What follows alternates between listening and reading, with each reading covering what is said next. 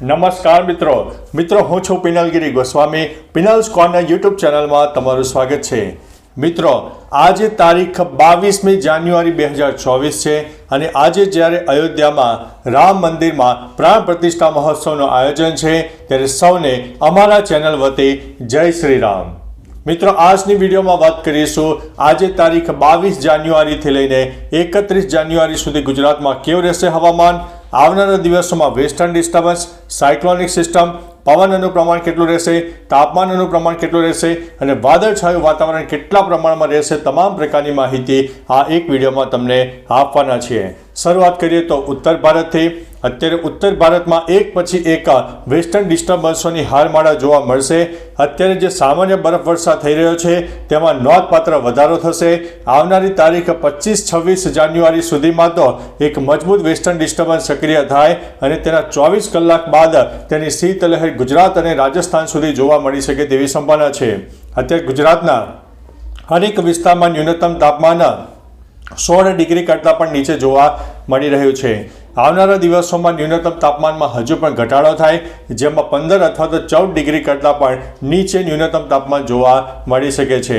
કારણ કે ઉત્તર ભારતમાં જે બર્ફીલા પવનો આપણને જોવા મળશે જે તારીખ 25-26 તારીખ પછી જોવા મળશે, જેની અસર ગુજરાત અને રાજસ્થાનને વધુ થવાની છે અને એક શીતલહેરનો જોરદાર રાઉન્ડ આવવાનો છે. હવે પવનની વાત કરીએ તો ગુજરાતમાં આગામી અઠવાડિયા દરમિયાન પવનનું પ્રમાણ 5થી લઈને 15 કિલોમીટર પ્રતિ કલાકની ઝડપે પવન ફૂંકાશે, એટલે કે પવન સાથે ઠંડીનો માહોલ પણ સર્જાશે. ઉપરાંત મિત્રો બંગાળની ખાડીમાં આવનારા 2-3 દિવસમાં એક સાયક્લોનિક સિસ્ટમ સક્રિય થાય જે પૂર્વ ભારત અને દક્ષિણ ભારતના અનેક ભાગોમાં વરસાદ આપી શકે તેવી શક્યતા છે, પરંતુ તે વરસાદી વાતાવરણ મધ્યમ સ્તરનું જોવા મળશે. તેની અસર ગુજરાતને બિલકુલ નહીં થાય.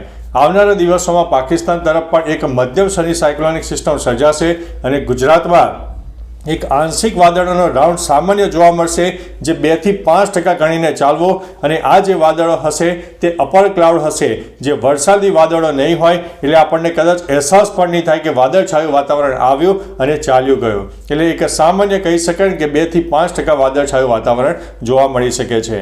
ઉપરાંત મિત્રો આવનારા દિવસોમાં કચ્છ અને સૌરાષ્ટ્રના અનેક ભાગોમાં પવનનું પ્રમાણ થોડું વધારે રહે તેવી સંભાવના છે, કારણ કે અરબી તરફ સમુદ્ર તરફની એક ટફ રેખા દક્ષિણ ગુજરાત અને સૌરાષ્ટ્ર તરફ થઈને રાજસ્થાન તરફ જઈ રહી છે, જેના ભાગરૂપે થઈને એક પવનનું જોર પણ ગુજરાતને જોવા મળશે, એટલે આપણને એક શીતલહેર જોરદાર જોવા મળી શકે તેવી સંભાવના છે. આવનારા દિવસોમાં ગુજરાતમાં કોઈ વરસાદની ચિંતા નથી, પરંતુ આવનારા દિવસોમાં ચોક્કસથી ઠંડીનો માહોલ પણ ગુજરાતને જોવા મળનારો છે. એટલે મિત્રો એક પછી એક વેસ્ટર્ન ડિસ્ટર્બન્સ સક્રિય થવા માટે જઈ રહ્યા છે, ત્યારે ખરેખર કહી શકાય કે શિયાળાની જે જોરદાર ઠંડી છે હવેથી આપણને જોવા મળનારી છે. ઉપરાંત મિત્રો ધુમ્મસની વાત કરી દઈએ તો અત્યારે રાજસ્થાનના ઉત્તરી પટ્ટા ઉપરાંત દિલ્હી NCR સહિત અનેક ભાગોમાં ધુમ્મસનું પ્રમાણ ભયંકર જોવા મળશે, જેમાં ફ્લાઇટો પણ તેના સમયમાં ફેરફાર કરવો પડે, ટ્રેનોના સમયમાં ફેરફાર કરવો પડે તેવી પણ પરિસ્થિતિનું નિર્માણ થઈ શકે છે. ગુજરાતના પણ કોઈ વિસ્તારોમાં ગાઢ ધુમ્મસ અને ઝાકળ વરસાદ જોરદાર જોવા મળશે, જેમાં ખાસ કરીને ગ્રામ્ય વિસ્તારોમાં એક ધુમ્મસનો માહોલ વધારે છવાય તેવી શક્યતા છે.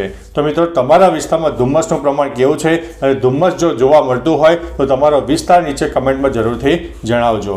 તો ચાલો મિત્રો ફરીથી હવામાનની લેટેસ્ટ માહિતી લઈને મળતા રહીશો. ત્યાં સુધી અમને રજા આપશો. નમસ્તે.